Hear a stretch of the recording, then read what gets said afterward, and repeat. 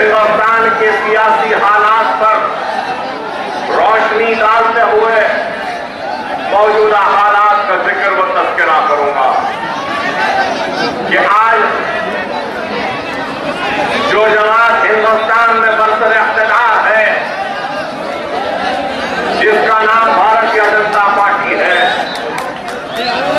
जो आज इस मुल्क की भागदौड़ को अपने हाथ में थामी हुई है, अपने हाथ में रखी हुई है, ये जमात, ये पार्टी आज से 25 वर्ष पहले क्या थी, कितनी थी और कैसी थी, इस पर हमको गौर करना होगा कि अगर आज हम 80 के दशक में जाएंगे तो 80 के दशक में ये भारतीय जनता पार्टी पैदा हुई और आज 2014 के इंतखाबात के बाद 2015 के साल में आज हम हैं, तो ये जमात इख्तिदार पर बैठी है।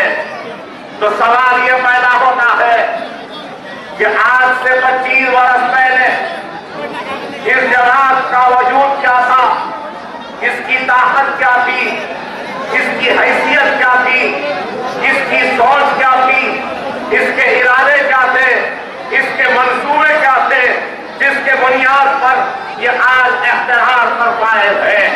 तो हमको यही दिखाई देगा कि आज जो जमात हिंदुस्तान के इख्तिदार पर बैठी है, कि आज से 25 वर्ष पहले कुछ भी नहीं थी, इसके सिर्फ 2 अराकीन पार्लियामेंट थे। तो सवाल यह पैदा होता है कि 2 अराकीन पार्लियामेंट से लेकर आज ये हिंदुस्तान की पार्लियामेंट में सबसे बड़ी जमात कैसे बनी, किन मंसूबों को लेकर आगे बढ़कर बनी, किन इरादों को लेकर आगे बढ़ी, क्या वादे कर आगे बढ़ी।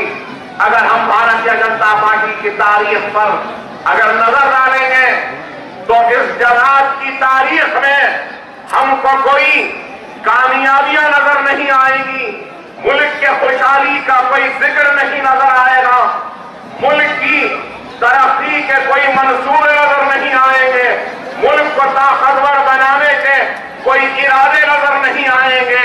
बल्कि इस जमात के तारीख पर अगर हम नजर डालेंगे तो सिर्फ इस जमात की पॉलिसी प्रोग्राम अगर कुछ है और कुछ था और कुछ रहेगा तो वो सिर्फ यही रहेगा कि हिंदुस्तान की सबसे बड़ी अक़लियत मुसलमान को डराया जाए, धमकाया जाए, उनके मसाजिदों को शहीद करते हुए, उनके दिलों में खौफ का पैदा करते हुए इख्तिदार की तरफ आगे बढ़ते जाए।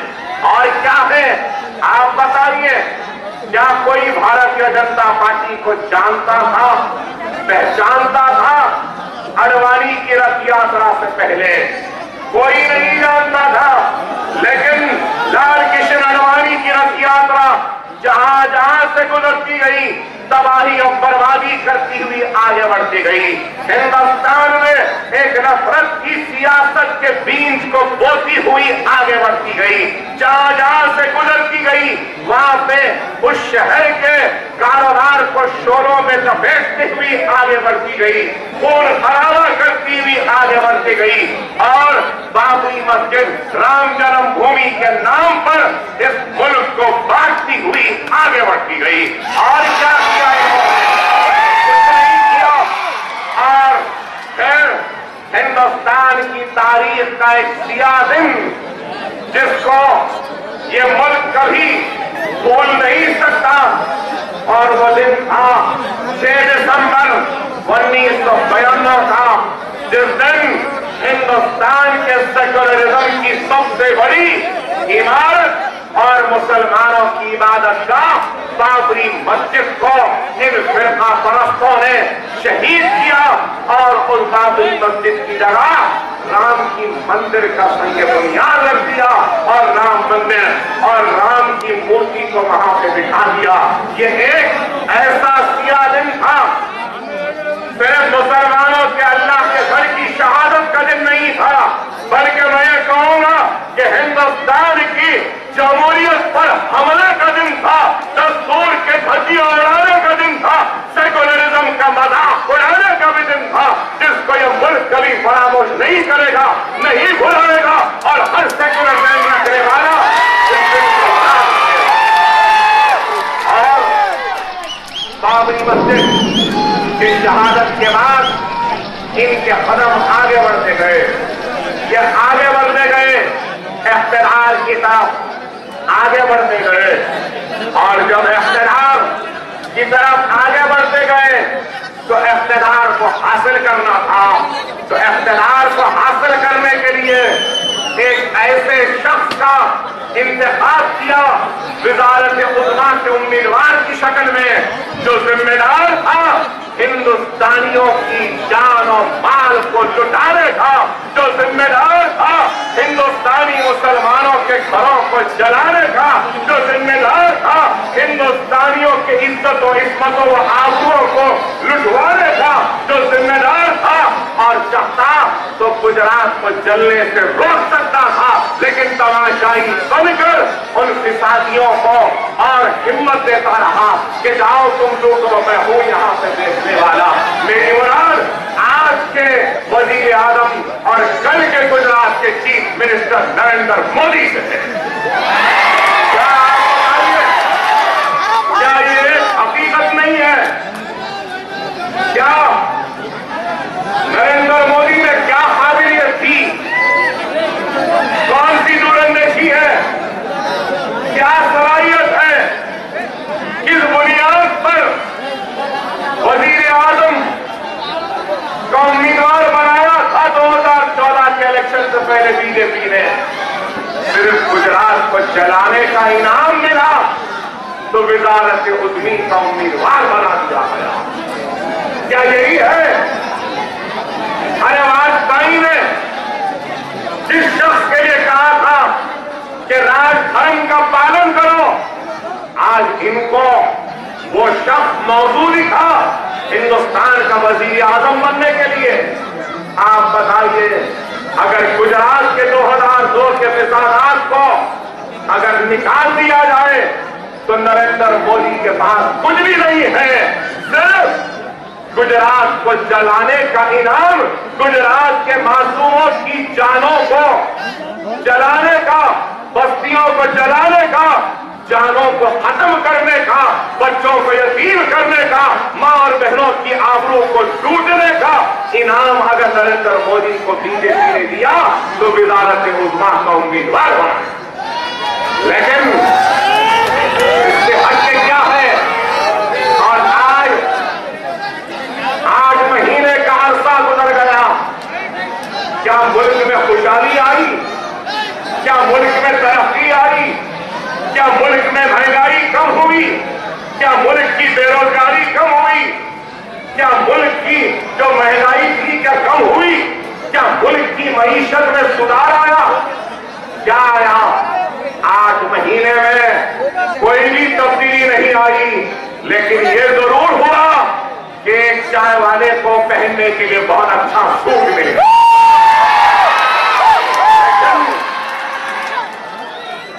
लेकिन इस मुल्क के गरीब आज भी गरीब है, इस मुल्क का बेरोजगार आज भी बेरोजगार है, इस मुल्क का बेघर आज भी बेघर है, इस मुल्क की महंगाई आज भी अपने उरूज पर है, इन्फ्लेशन आज भी है। कोई तब्दीली नहीं आई, कुछ भी नहीं आया। 15 लाख हर हिंदुस्तानी के पास आएंगे, इतना ब्लैक मनी है। ब्लैक मनी यहां तो नहीं आया, लेकिन एक चाय वाले को बड़े अच्छे अच्छे कपड़े पहनने को मिल गए। क्या मिला? मैं पूछना चाहता हूं, क्या मिला? मुल्क को कुछ नहीं मिला, लेकिन इस शख्स को मिल गया। अरे आप बताइए कि आज बैनुल-अक़वामी बाजार में तेल की कीमत घट चुकी है, कम हो गई है, पेट्रोल सस्ता हो गया। और सस्ता हो गया, जब भी महंगाई आती तो इल्जाम लगता कि नहीं पेट्रोल महंगा हो गया, इस वजह से महंगाई हो गई। अब मैं पूछना चाहता हूं, पेट्रोल सस्ता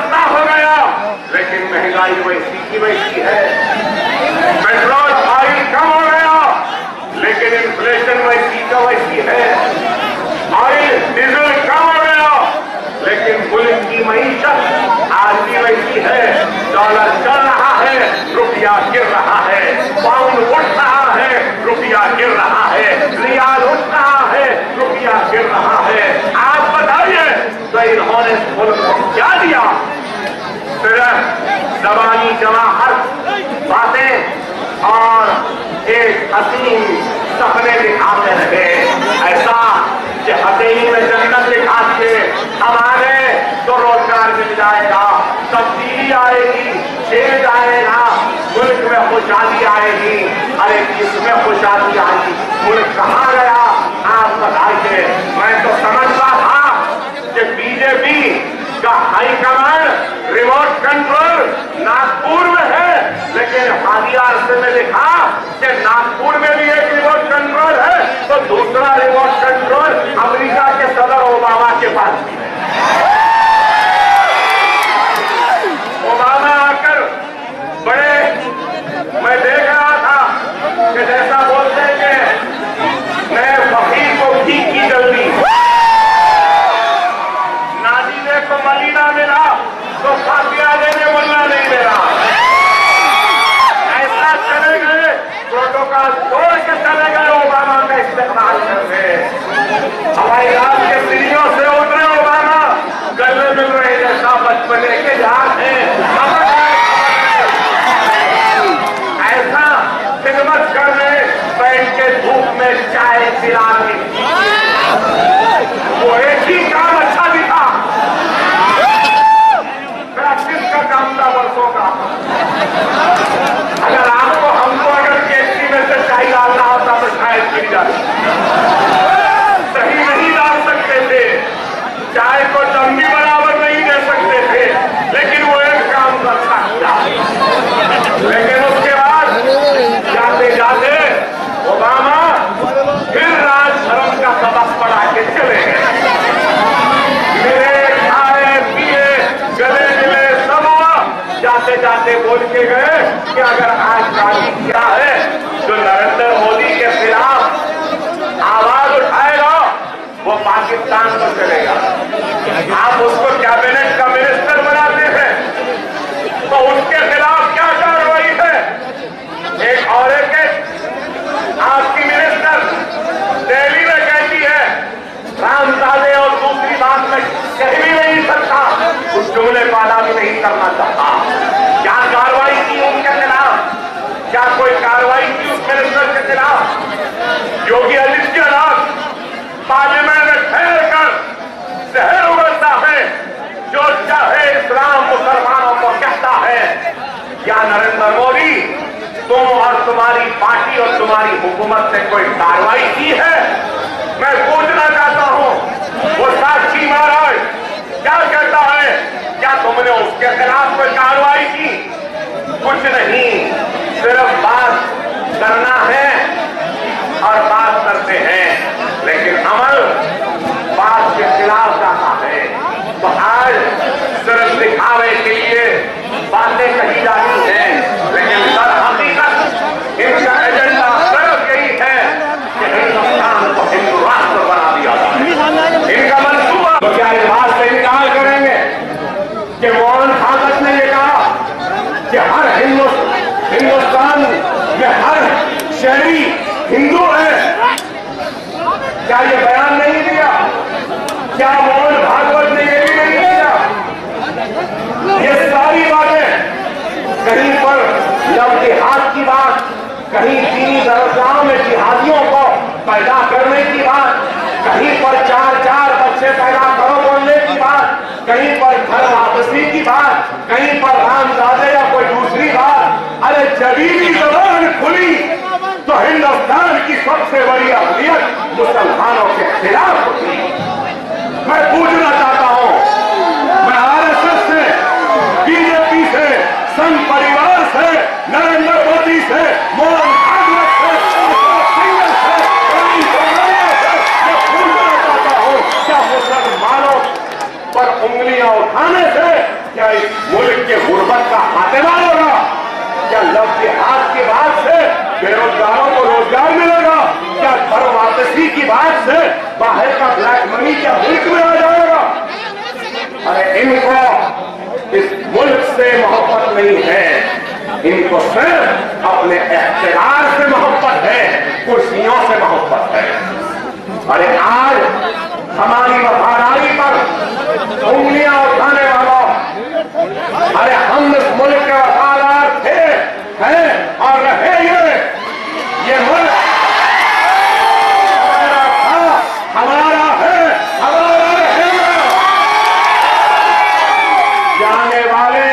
चले गए, रहने वाले यहाँ रुक गए, हम कहीं पे जाने वाले नहीं हैं, यहीं रहेंगे, यहीं अपने हक के लिए लड़ेंगे, जमहूरी दस्तूरी जिद्दोजहद करेंगे और इख्तियार के सामने घुटने नहीं टेकेंगे, इख्तियार की गर्दनों को हम झुकाएंगे।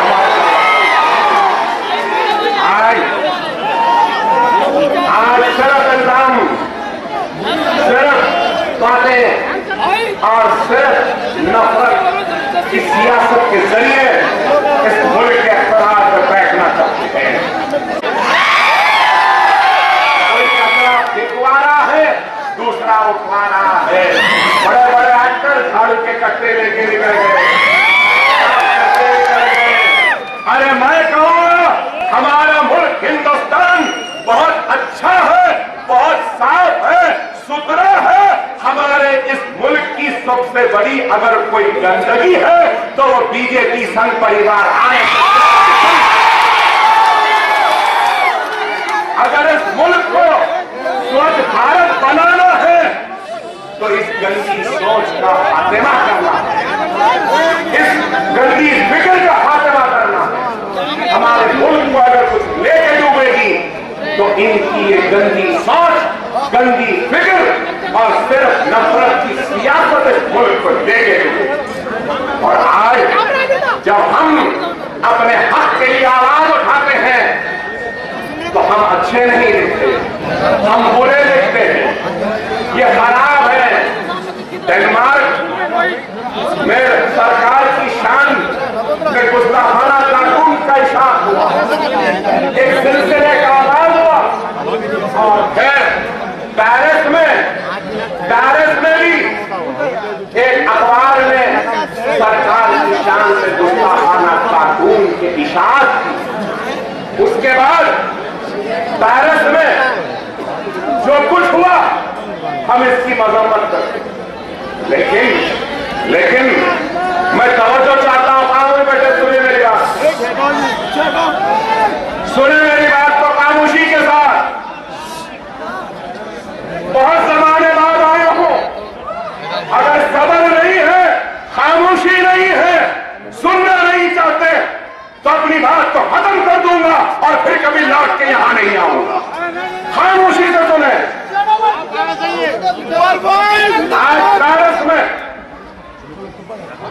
कार्टून की शान हुई और उसके बाद में वाकयात हुए, गलत हुए, मजम्मत करते हैं हम। हर मुसलमान मजम्मत करता है, लेकिन उसके साथ ही साथ मुसलमान इस बात का भी एहतजाज करता है कि हमारे मजहबी जज्बात को मजरू न करो।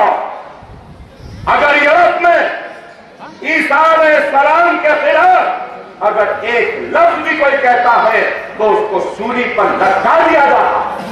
क्या यह कानून नहीं है?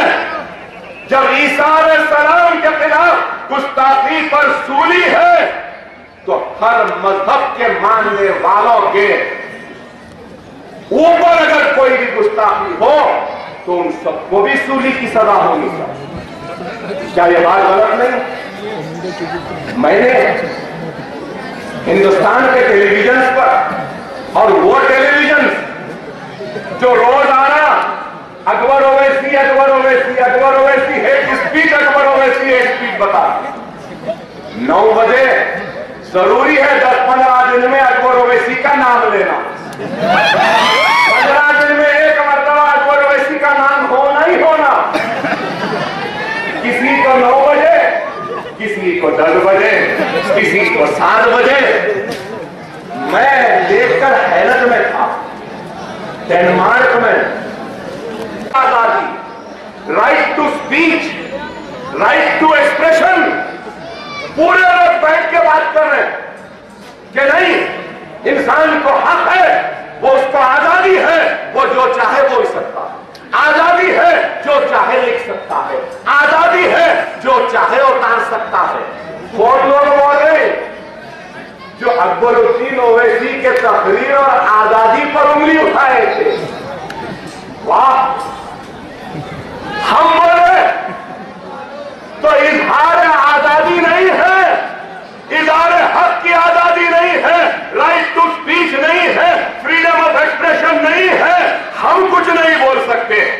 हमारे खिलाफ कोई बोला तो वो बोल सकता। अरे कितने दोगले हैं तुम लोग।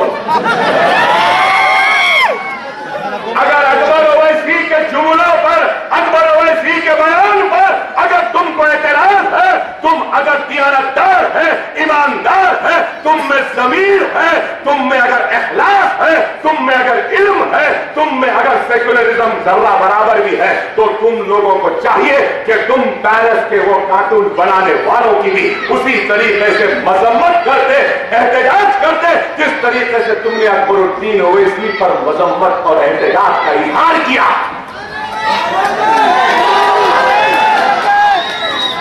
कोई जवाब है? मैं बोलूं तो नफरत, कोई यूरोप में बैठ के बोलेगा तो आजादी, मैं बोलूं तो इजहार हक की आजादी नहीं, तस्लीमा नसरीन लिखे तो आजादी है। मतलब ये इजहार बयान की आजादी, एक्सप्रेशन की आजादी, किसकी आजादी है? इनके कान को जो पसंद है, इनका दिल जो चाहता है उसकी आजादी, जो कान को पसंद नहीं उसकी आजादी नहीं। अरे वो दिन गए, वो दिन गए जब तुम सुनाते थे और हम सुनते थे। अब दिन पलट गए हैं, बहुत सुना लिए तुम, अब हम सुनाने निकले हैं, तुमको भी सुनना पड़ेगा। हम गूंगे नहीं हैं, हम भी अपने हलक में जबान रखते हैं। तुम जो चाहे बोलेंगे और हम जी सरकार की हुजूर बोल के सुने नहीं सुनेंगे। तुम अपनी जबान को रोको, हम भी रोक लेंगे। तुम एक बोलेंगे, तुम 1000 अल्फाज में जवाब देना जानते हो। थोड़ा सा क्या बोले, सबकी हिल गई,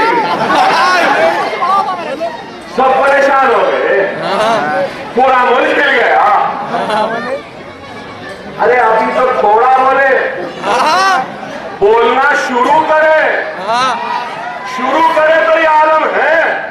इब्तिदाए इश्क है, इब्तिदाए इश्क है, आगे आगे देखो होता है क्या। अरे आज अगर कोई समझता है कि मैं बस डरने या घबराने वालों की जमात है, तो वह अहमकों की दुनिया में रहने वाले लोग हैं। हम डरने या घबराने वालों की जमात नहीं है।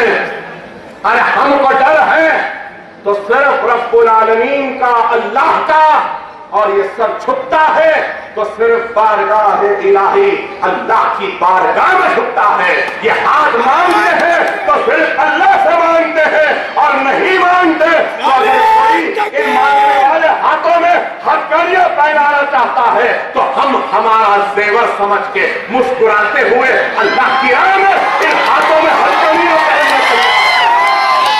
अगर कोई हमारे इस सर को झुकाना चाहता है तो हरगिज़ व कतई ये सर नहीं झुकेगा।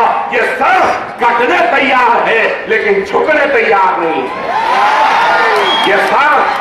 ये सर अब हमारा सर नहीं रहा। ये सर मुसलमानों के अजमत का सर है, मुसलमानों के इत्तेहाद का सर है, मुसलमानों के गुरूर का सर है, मुसलमानों के ताकत का सर है, मुसलमानों की उम्मीद का सर है, मुसलमानों की एक आस का सर है। खुदा की कसम ये सर कट जाएगा लेकिन आपकी आस को, उम्मीद को, आपकी तवक्को को टूटने नहीं देगा। और आज बातें करते हैं बड़ी बड़ी, 4 बच्चे पैदा करो, 4 नहीं, हिंदुस्तान का हर शहरी 10 बच्चे तैयार करेगा, पैदा करेगा। लेकिन मेरा सवाल है, अरे जिस घर में 2 बच्चे हैं वो बेरोजगार, जिस घर में 2 बच्चे हैं वो बच्चा मजदूरी पे मजबूर है, जिन घरों में 2 बच्चे हैं उनके सरों पे छत नहीं है, जिन घरों में 2 बच्चे हैं उनके घरों में पानी नहीं, जिन घरों में 2 बच्चे बच्चे हैं वहां पे बराबर बरती नहीं, जिन घरों में 2 बच्चे हैं वहां पे 3 टाइम का दाना अनाज नहीं है। लेकिन इनको न भूखे को भूख मिटाने की फिक्र है, न प्यासे की प्यास बुझाने की फिक्र है। बस बातें करो, 4-4 बच्चे पैदा करो। और कौन बोल रहे हैं 4 बच्चे पैदा करो? अरे भाई, अगर मैं बोल रहा हूं या अगर कोई आप में से शादीशुदा है वो बोल रहा है तो बात समझ में आने वाली है। जितने लोग 4-4 बच्चों की बात करें वो पूरे के पूरे बैचलर्स हैं, जिंदगी में अब तक शादी नहीं की।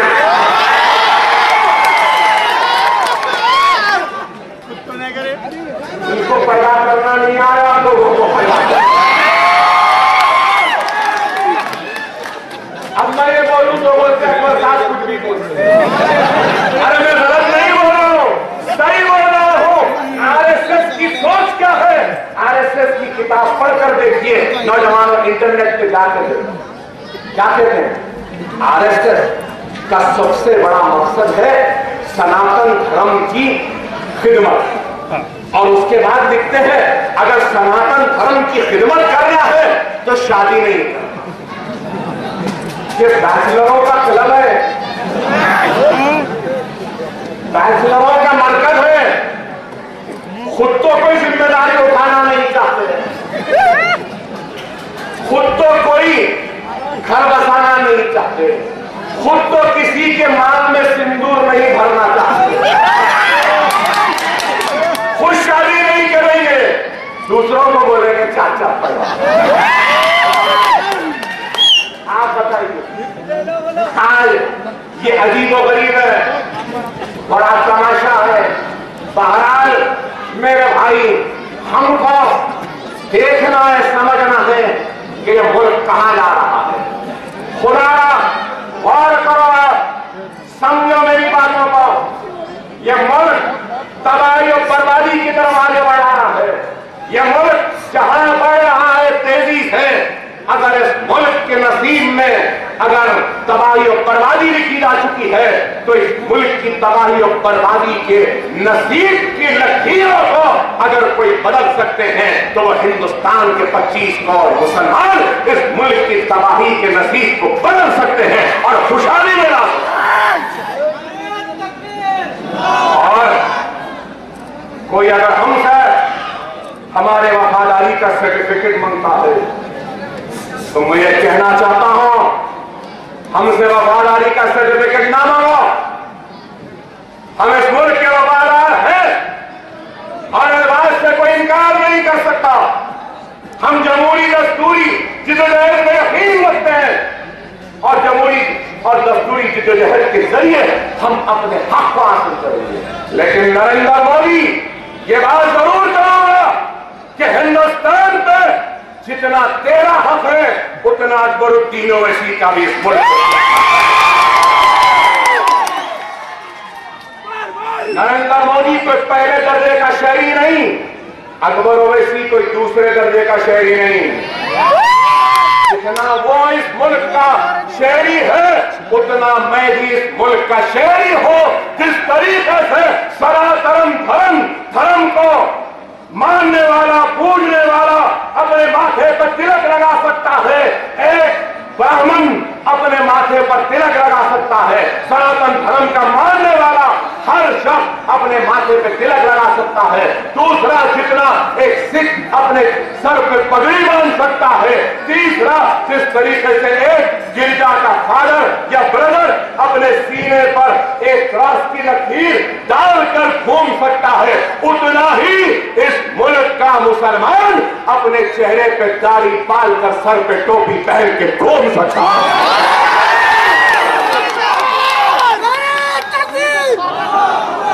टोपी पहनने वाला मशकूक नहीं हो सकता, चेहरे पे दाढ़ी पालने वाला इस मुल्क के लिए गद्दार नहीं हो सकता। अगर होता है तो फिर ये उंगली सिर्फ मुसलमान पे नहीं, ये उंगली इस मुल्क के हर मज़हब के मानने वालों पर भी उठेगी। मुझे चेहरे से दाढ़ी पालने का हक है, मैं पालूंगा, पाल कर नौकरी भी करूंगा, पाल कर घर को भी चलाऊंगा, पाल कर इस मुल्क की खिदमत भी करूंगा, पाल कर इस मुल्क से वफादार भी रहूंगा।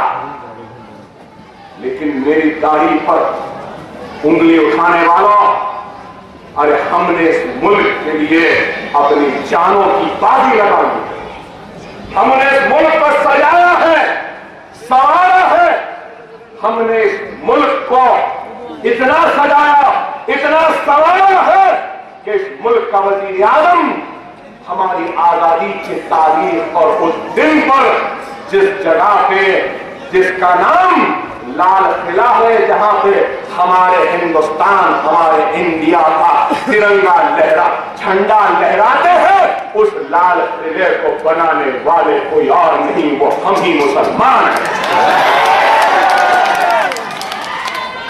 वो ओबामा के इशारे पर नाचने वालों,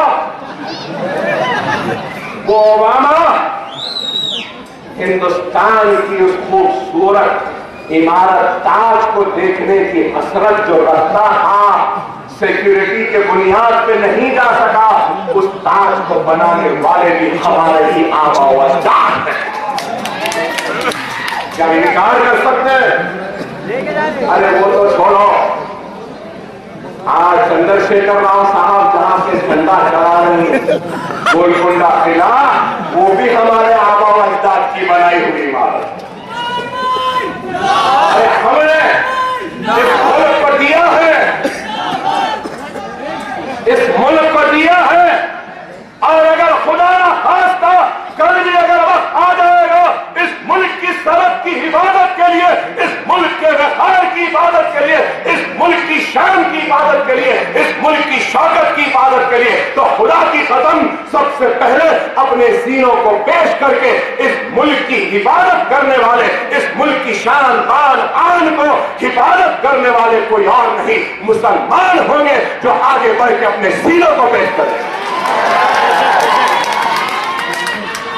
आज हमारा झगड़ा, हमारी लड़ाई हिंदुस्तान के सनातन धर्म से ताल्लुक रखने वालों से नहीं है, हमारा झगड़ा किसी भी मजहब के मानने वालों से नहीं है। अकबरुद्दीन ओवैसी का झगड़ा, अकबरुद्दीन ओवैसी का इख्तिलाफ, अकबरुद्दीन ओवैसी की जमहूरी वो दस्तूरी जंग और लड़ाई है तो बीजेपी से है, संघ परिवार से है, आरएसएस से है, विश्व हिंदू परिषद से है, बजरंग दल से है, शिवसेना से है, नरेंद्र मोदी से है, और उन सारे लोगों से है जो हमारे खून, हमारे घरों और हमारे बस्तियों को उजाड़ने के जिम्मेदार हैं। हमारा झगड़ा उनसे और उनसे रहेगा, उस वक्त तक रहेगा जब तक के बाबरी मस्जिद उसी मुकाम पर तामीर नहीं हो जाती। हमारी जमहूरी व दस्तूरी जिद्दोजहद और लड़ाई जारी रहेगी और हम उस वक्त चैन लेंगे जब हमको हमारा हक मिलेगा। हम उस वक्त तक चैन से नहीं बैठेंगे जब तक के गुजरात में लुटने वाले एक एक हिंदुस्तानी मुसलमान को इंसाफ नहीं मिलता। हम उस वक्त तक चैन से नहीं बैठेंगे जब तक नरोडिया पाटिया में मरने वाले मुसलमानों को इंसाफ नहीं मिलता। हम उस वक्त तक चैन से नहीं बैठेंगे जब तक के बेस्ट बेकरी में मुसलमानों को मारने वाले उन दरिंदों को सजा नहीं हो जाती। हम उस वक्त तक चैन से नहीं बैठेंगे जब तक के इशरत जहां को के अफराद खानदान को इंसाफ नहीं मिलता। हम उस वक्त तक चैन से नहीं बैठेंगे जब तक के सोहराबुद्दीन के कातिलों को सजा नहीं मिल जाती। हम उस वक्त तक चैन से नहीं मिले बैठेंगे जब तक के एहसान जाफरी की बेवा को इंसाफ नहीं मिल जाता। हम उस वक्त तक चैन से नहीं बैठेंगे जब तक के मुजफ्फरनगर के मुसलमानों को इंसाफ नहीं मिलता। हम उस वक्त तक चैन से नहीं बैठेंगे जब तक के वो सारे गुजरात के पुलिस वालों को सूलियों पर नहीं लटकाया जाता। हम चैन से नहीं बैठेंगे। हम चैन से नहीं बैठेंगे जब तक कि अमित शाह को जेल में नहीं डाला जाता। हम उस वक्त तक चैन से नहीं बैठेंगे। गुजरात का सबसे बड़ा मुजरिम नरेंद्र मोदी को सूली पर नहीं चढ़ाया जाता। हम उस वक्त तक चुप नहीं रहते, हम उस वक्त तक चैन से नहीं बैठेंगे। अरे आज बड़ा डर है इनको, हमसे डर है। अकबर ओवैसी यूपी जाना चाहते हैं, नहीं जा सकते। बंबई में जलसे को गया, जलसे का परमिशन दिए, बंबई पहुंचा, जलसे का परमिशन कैंसल, जलसा नहीं कर सकते। हुमनाबाद में जलसे का परमिशन दिए, आज हुमनाबाद में जलसा था, हुमनाबाद जाना था, परमिशन दिए, मोबाइल पब्लिसिटी का परमिशन दिए, बैनर लगा दिए, ग्राउंड का परमिशन दिए, सब दिए।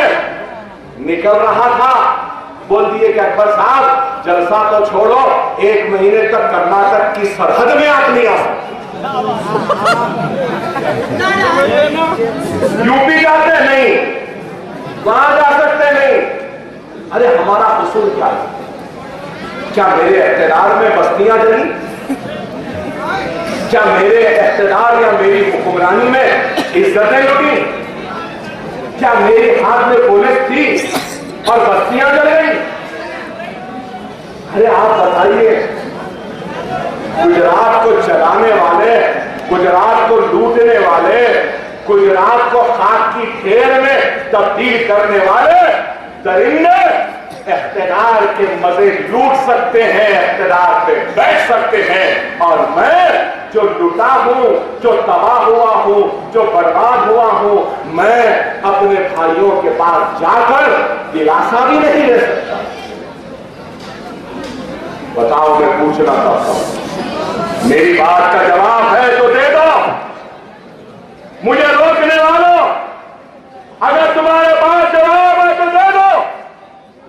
एक हिंदुस्तानी की हैसियत से क्या मुझे हिंदुस्तान में घूमने फिरने की आजादी नहीं है?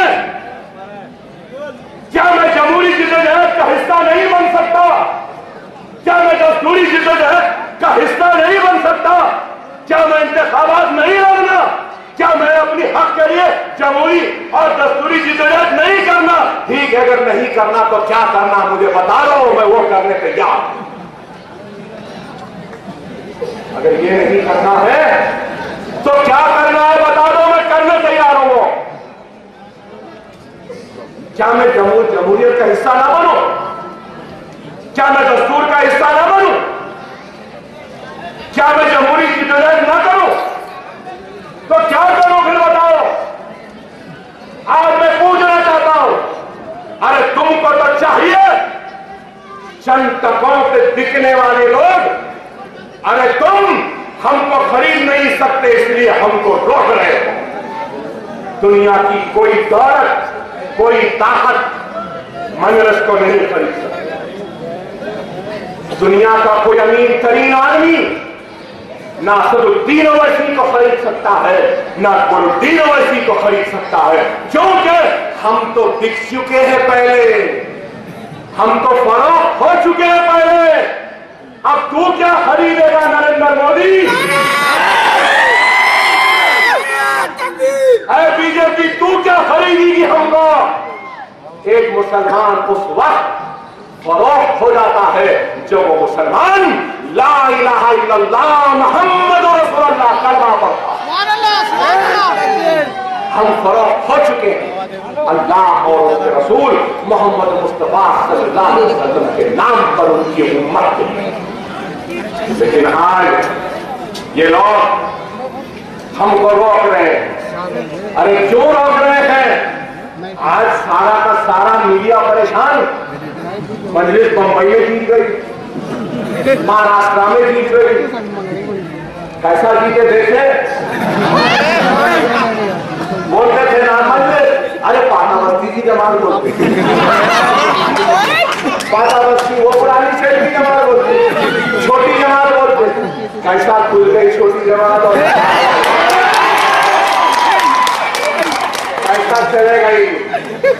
अरे आज याद रखो, अखबार, टीवी, न्यूज चैनल आपने देखा होगा, महाराष्ट्र के नतीजे के बाद हर न्यूज चैनल होगा मजलिस कैसे थी। एक चैनल तो ये बोला कि it is very sad day for democracy that admire has one. क्यों बाबा? हम जमहूरी अंदाज में देखते क्या डराते, क्या धमकाते, क्या खरीदते। अरे बाबा, हम अपनी मेहनत से अल्लाह की रजा के लिए हमने काम किया, इसलिए अल्लाह ने हमको फतेह दिया। अरे आपको अंदाजा नहीं है किस तरीके से 40 दिन तक मैं अपने घर से, अपने दार से, अपने बीवी, अपने बच्चों से दूर रहा, ईद तक नहीं मना सका हैदराबाद में। मुंबई में ईद मनाई, बैठे रहा, जलसों में गया तो लोग कहते थे कि दीवाना है, खड़ा है, बोल रहा है, लेकिन इस दीवाने ने किसी की परवाह नहीं की। बस एक जुनून था, और वो जुनून ये था कि मुसलमानों को एक मरकज़ सियासी पे लाएंगे, उनका हक दिलाएंगे, उनके लिए लड़ेंगे, उनकी आवाज बनेंगे। और आज मुंबई का मुसलमान कहता है कि बहुत दिन बाद हमने नारे तकबीर अल्लाहू अकबर की फिजाओं को महाराष्ट्र में गूंजते हुए सुना है। नारे तकबीर! और मैं बोलूं तो आप यकीन नहीं करेंगे, मेरी हर तकरीर के बाद मैं नारे तकबीर का नारा लगाता हूं। आपको सुन के हैरत होगी कि महाराष्ट्र में, शोलापुर में, नांदेड़ में, मुंबई में, मुमरा में, खेवंडी में बीजेपी, शिवसेना और नेशनलिस्ट कांग्रेस के जलसों में और उनके रैलियों में एक नारा लग रहा था, और वो नारा क्या था आपको मालूम? नारे तकबीर अल्लाहू अकबर। आप बोलिए क्या है? जादू ऐसा चढ़े कि सर चढ़ के बोले हम वो जादूगर हैं कि शिवसेना की रैली में नारे तकबीर बोले, कांग्रेस की रैली में, बीजेपी नेशनलिस्ट पार्टी में तो लोग बोले अब्बास साहब आप कितने सीट जीतेंगे? मैंने कहा हम जीत गए। बोले कैसा जीते? अरे नारे तकबीर अल्लाहू अकबर जो गूंज रही है अखियार के पास, यही मेरी कामयाबी है। अरे हमने ये काम किया, आप बताओ मेरे भाई, क्या हमने आपके वखार को बुलंद किया या नहीं किया? क्या आपकी इत्तेहाद की आवाज को हिंदुस्तान में पहुंचाया या नहीं पहुंचाया? क्या हम आपके नारों को, आपकी हिम्मत को, आपकी दुआओं को लेकर हमने हिंदुस्तान के मुसलमानों को बेदार किया या नहीं किया? आज बड़ी बात से तो तौबा, और बड़ी बात नहीं, अल्लाह का शुक्र, एहसान है अल्लाह का, सदका नबी करीम सल्लल्लाहु अलैहि वसल्लम का, और ये अल्लाह की दुआएं हैं कि अगर हैदराबाद का कोई एक शख्स दुनिया के किसी कोने में, छोड़ो हिंदुस्तान के किसी कोने में चला जाए और जाकर ये बोले कि मैं हैदराबाद से आया हूं, तो उस शहर का लोग हाथों हाथ लेकर पूछते हैं, अरे क्या तुम उस हैदराबाद से आए हो जहां पे असदुद्दीन ओवैसी, अकबरुद्दीन ओवैसी रहते हैं? क्या ये सही है या नहीं है? अरे ये ताकत मेरी ताकत नहीं है, ये पहचान मेरी नहीं है, ये पहचान आपकी इत्तेहाद की है, ये ताकत आपकी है जो आज हैदराबाद से निकलकर हिंदुस्तान के 25 करोड़ मुसलमानों को उठने पर मजबूर कर रही है, उठा रही है और कह रही है देखो हम, हमारे पास कैसे मर्द मुजाहिदीन है, देखो हमारा इत्तेहाद कितना मजबूत है, देखो हम कैसे अपना हक लेते हैं। और आज सारा हिंदुस्तान आपकी तरह, हमारी तरह मुत्तहिद होने के लिए बेचैन है। बेचैन। लेकिन याद रखो नौजवानों, अगर तुमको जिंदगी में अगर कामयाबी हासिल करनी है, अपनी जिंदगियों से अंधेरों का खात्मा करना है, अपनी जिंदगियों से मायूसियों को निकालना है, तो सबसे पहले मेरे तकरीर पर चीखने चिल्लाने और नारे लगाने वाले नौजवानों, अगर तुमको अपनी नाकामी को कामयाबी में बदलना है तो सबसे पहले अपने अल्लाह को राजी कर लो, अपने अल्लाह को बना लो। और अल्लाह किससे राजी होगा? हमारे नारों से अल्लाह राजी नहीं हो रहा, हमारी चीख से अल्लाह राजी नहीं हो रहा, हमारी पुकारों से अल्लाह राजी नहीं होगा। अल्लाह राजी होगा तो नमाजों से होगा, अल्लाह राजी होगा तो कुरान की तिलावत से होगा, अल्लाह राजी होगा तो सुन्नत रसूलुल्लाह पे अमल करने से होगा, अल्लाह राजी होगा तो यतीमों के सर पर हाथ रखने से होगा, अल्लाह राजी होगा तो बेवाओं की मदद करने पर, अल्लाह राजी होगा तो गरीबों की फरियाद को सुनने पर होगा। मेरी तहरीर इतनी देर की मैं उस वक्त कामयाब समझूंगा जब इस मजमे में से अगर एक भी नौजवान कल से नमाज का पाबंद बन जाएगा तो मैं समझूंगा कि मेरी तकरीर कामयाब हुई, मेरा आना कामयाब हुआ और मेरा मुस्तकबिल भी कामयाब हो।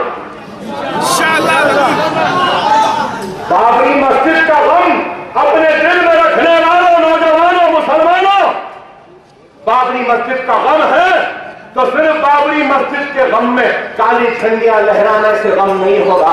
बाबरी मस्जिद का गम है तो अपने महल्ले के मसाजिदों को आबाद बनाओ, सजदों से भर दो अल्लाह के घर को और अल्लाह के घर में सफों की लाइन लगा दो, फजर की नमाज को जाओ, सुहर को जाओ और दुनिया को बता दो तुमने एक मस्जिद गिराए थे ना, आज हम 1 लाख मस्जिदों को आबाद करेंगे और उस हर मस्जिद में अल्लाह की बारगाह में सजदा करने वालों के सरों का समंदर बना देंगे।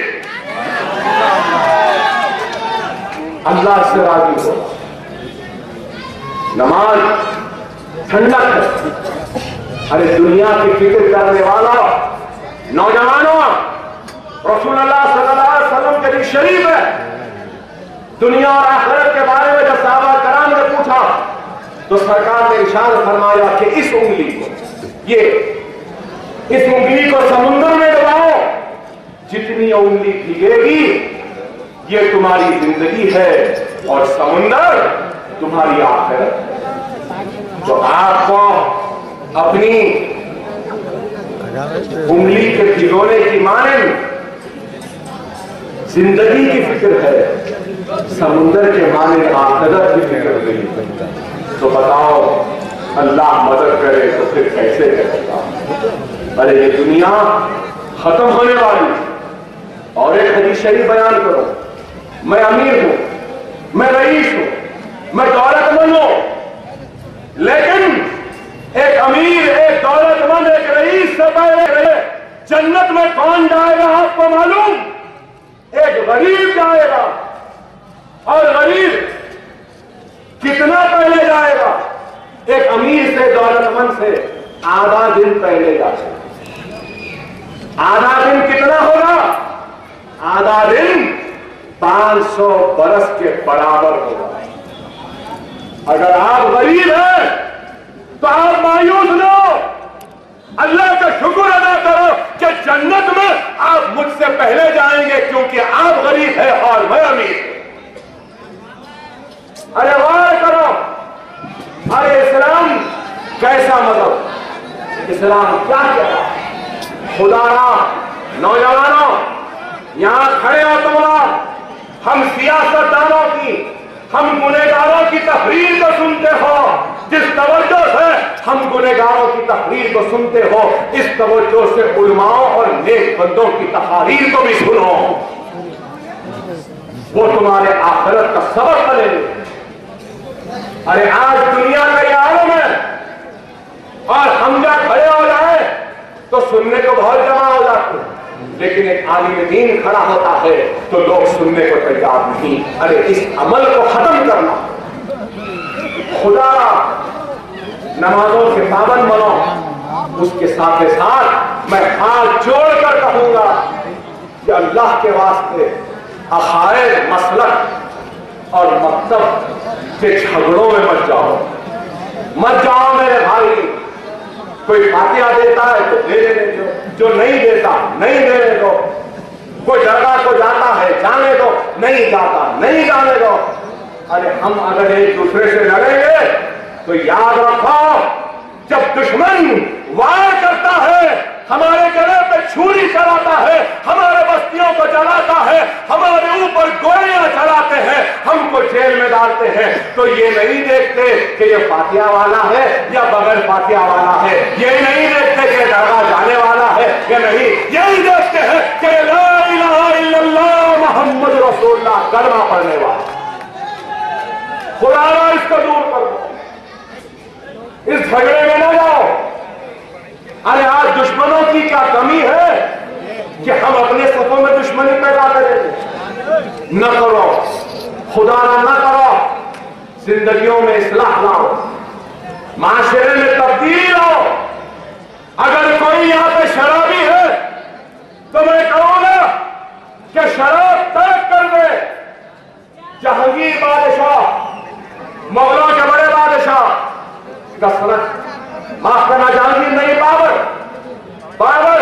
कसरत से शराब पीते थे।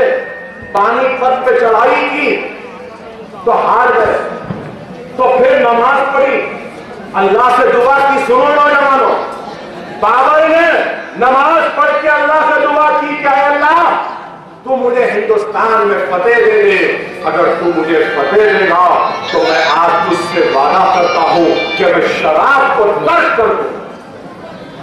असर के वक्त शहंशाह बाबर ने हमले का आगाज किया। मगरिब होने से पहले हिंदुस्तान फतेह हो और शहंशाह बाबर में शराब तर्क करे। इस मजमे में भी अगर कोई शराबी है तो शराब छोड़ ले, तर्क कर ले और फिर देख ले कि अल्लाह किस तरीके से उस शराबी की मदद करेगा, उसके जिंदगियों में कामयाबियों के झंडों को गाड़ देगा। छोड़ो ये बात, जुआ छोड़ो, शराब छोड़ो। अरे आज हर मुसलमान कहता है अरे हमको इतने पैसे देना, हुकूमत उतने पैसे देना।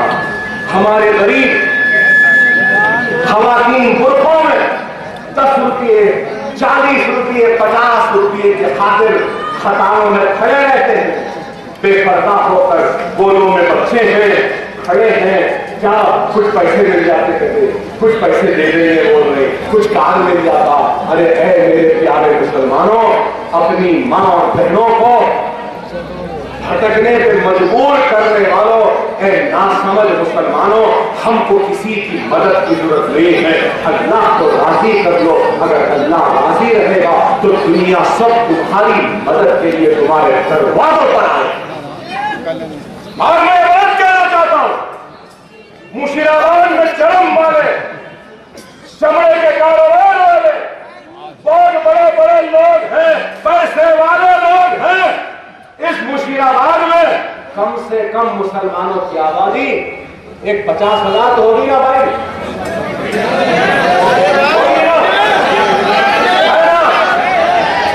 चलिए मैं 5,000 मुसलमानों से कहूंगा कि 5,000 मुसलमानों में ऐसे मुसलमान भी होंगे जिनको चाय का शौक होगा, ऐसे मुसलमान होंगे जिनको सिगरेट की आदत होगी, ऐसे मुसलमान होंगे जो कभी कभार सिनेमा भी देख लेते, ऐसे मुसलमान होंगे जिनको किसी न किसी शौक की आदत होगी।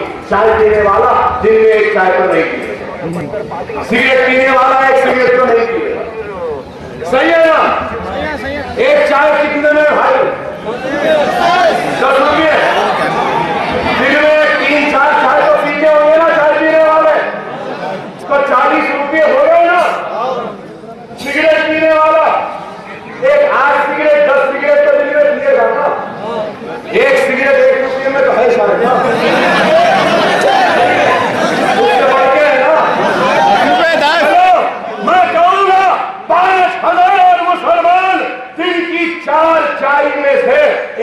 चाय का पैसा अपने महल्ले की मस्जिद में डाल दो। 10 सिगरेटों में से 1 सिगरेट का पैसा रोजाना एक हुंडी में डाल दो। अगर 5000 मुसलमान दिन को 1 रुपया भी डाल देंगे तो दिन को 5000 होगा, और एक महीने पे कितना होगा? कितना? 1.5 लाख। एक साल में कितना होगा? 18 लाख। सिर्फ 5000 लोग 1-1 रुपया डाल दिए तो गोरखपुर में 1 करोड़ से ज्यादा पैसा हम खुद जमा कर सकते हैं। हमको किसी के पास हाथ फैलाने की, मांगने की जरूरत नहीं है। हम खुद अपने यतीम बच्चियों की शादी कर सकते हैं, अपने बच्चों को स्कूल भेज सकते हैं, गरीब मुसलमानों को कारोबार पे लगा सकते हैं, हम खुद अपनी मदद कर सकते हैं। क्या ये बात सही है? नहीं बताओ मेरे भाई। क्या इस मजमे में खड़े लोगों के पास 1 रुपया भी नहीं है तो शुरू करो कल से ये काम, शुरू करो ये काम। क्यों मांगते हो किसी से? याद दिलाऊं तुमको, बगदाद की गलियों में एक वक्त ऐसा भी था, मुसलमान अपनी ज़कात को बंडियों पे डाल के घूमते थे और पूछते थे क्या कोई ज़कात लेने वाला है, तो हर घर से आवाज आती थी हम लेने के मौक़िफ़ में नहीं है, हम देने के मौक़िफ़। आज क्यों किसी के मदद के मुंतज़िर रहते हो? अल्लाह सुब्हानहू व तआला कुरान में इरशाद फरमाता है कि मैं उस वक्त तक बंदे की मदद नहीं करूंगा जब तक कि वो खुद अपनी मदद नहीं करता। आप अपनी मदद करेंगे? उठो मेरे प्यारे मुसलमान, उठो। वक्त की नज़ाकत को समझो। हम गैर नहीं हैं, आपके अपने हैं। हम अपनी जानों को धोखों में डालकर, खतरों में डालकर, अपने घर को छोड़कर बाहर घूम रहे हैं तो किसके लिए? कभी महाराष्ट्र, कभी कर्नाटक, कभी उत्तर प्रदेश, कभी बिहार। किसके लिए? हम अपने लिए नहीं, अल्लाह की रजा के लिए, अपनी आखिरत के लिए, मुसलमानों के वक़ार के लिए, मुसलमानों की इज्जत के लिए, मुसलमानों के हक के लिए। और हम आपके हक को हासिल करने के लिए लड़ते लड़ते इस दुनिया से रुखसत भी हो रहे हैं। खुदा समझो मेरे भाई, समझो मेरे भाई, वक्त और हालात की नज़ाकत को। मजलिस सिर्फ ज़बानी जमा खर्च नहीं करती। असेंबली में आपने देखा ईद के दूसरे दिन की छुट्टी कौन करवाए? ईद हो गई, दूसरे दिन जल्दी जल्दी जाना है। मुसलमान जरा रात में जागता ना, आदत है, मैं भी चाहता हूँ। ईद का दिन है तो ज्यादा जागते, सुबह उठ के काम को जा सकते हैं। फिर संक्रांत को 2-2 दिन की छुट्टी, इसको 2-2 दिन, इसको 2-2 दिन। हमारी भी 2 दिन होना नहीं होना, 2 दिन छुट्टी हम कराए नहीं कराए, अच्छा कराए नहीं कराए। जो भी इम्तिहान लिखा तेलुगु में इतने मार्क्स 35 कर दिए थे, 20 मार्क्स करवा दिए ना, करवा दिए ना। इंशाअल्लाह अब आने वाली असेंबली में एक और चीज मैं कराऊंगा। परसों देखा मैं, शिवरात्रि हुई, बेचारे सनातन धर्म से ताल्लुक रखने वाले लोग शिवरात्रि में दिन में वो खाना नहीं खाते, फ्रूट खाते और फिर रात में जागते हैं और सुबह फिर नौकरी को चले गए। इंशाअल्लाह हम इन लोगों के वास्ते भी शिवरात्रि के 2 छुट्टियों का मुतालबा करें। वो तुम्हारा अमल है, ये हमारा अमल है। वो तुम्हारी तारीफ है, ये हमारे आका मोहम्मद मुस्तफा सल्लल्लाहु अलैहि वसल्लम की तारीफ है। बीजेपी वाले ने बताया तब हुआ, बेचारा लक्ष्मण जी ने बताया। हमारे कदमों की बरकत देखो कि कदम आ गए तो बटना बटाना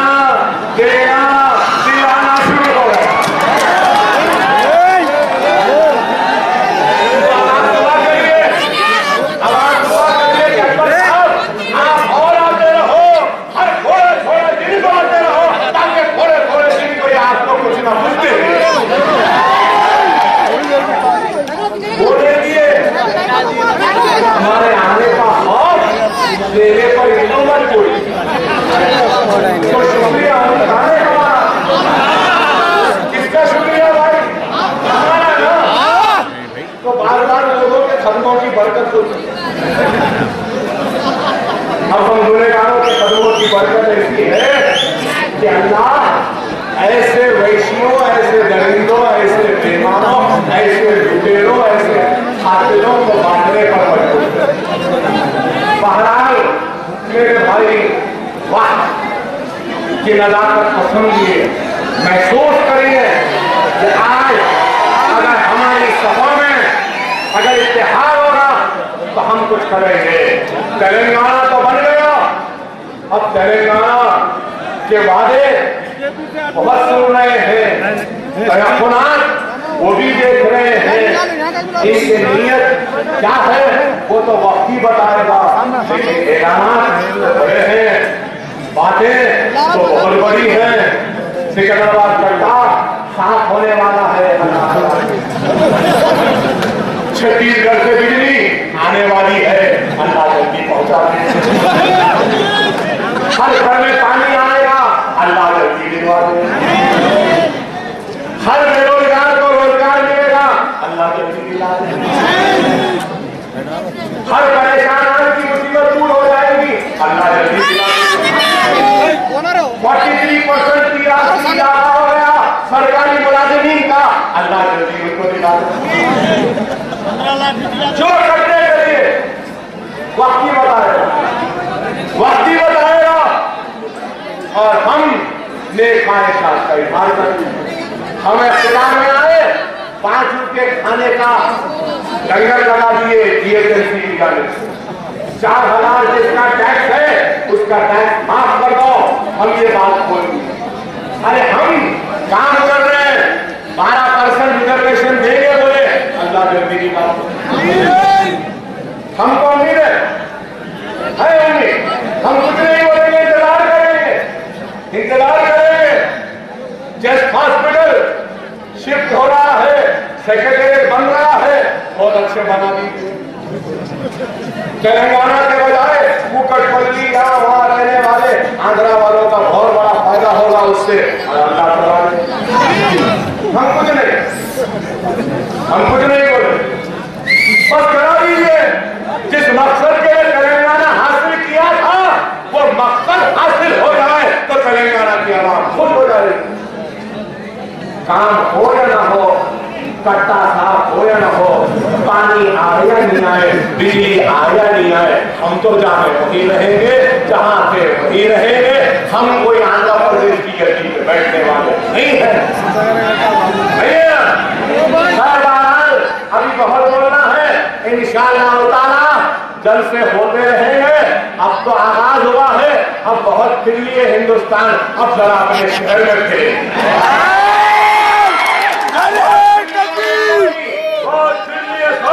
अब अपने शहर में चलेंगे। आगाज हुआ था पूरा बंडे से खुशियार इंशाअल्लाह अंदर से नंबर 20 में और 20 में वारिसपुरा वारिसपुरा के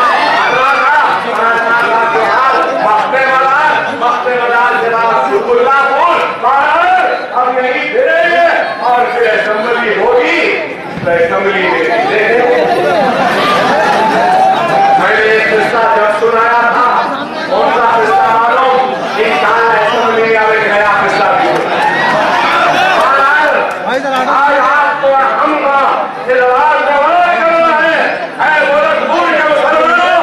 आज हिंदुस्तान के मुसलमानों की नजर तुम्हारे ऊपर है, तुम्हारे इतिहास के ऊपर है, तुम्हारे भाई असदुद्दीन अवैसी पर है, तुम्हारी जमात मजलिस के ऊपर है। और तुम्हारे शायद तुम्हारी जमात से उम्मीद लगाए, आस लगाए, मुंतजिर है कि कब ये जमात आएगी, यूपी वालों को इंसाफ दिलाएगी, बिहार वालों को इंसाफ दिलाएगी, मध्य प्रदेश वालों को इंसाफ दिलाएगी, गुजरात वालों को इंसाफ दिलाएगी।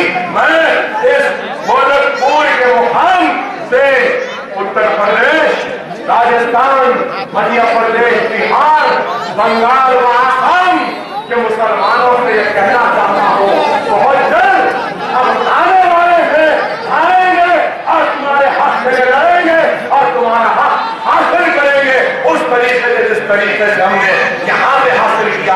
हम डरने या घबराने वालों में से नहीं है। ऐसे मोदी बहुत आए और गए,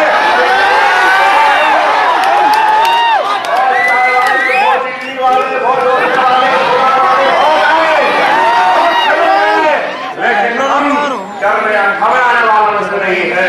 हम अपने हक के लिए जिद्दोजहद करेंगे और हक को हासिल करेंगे।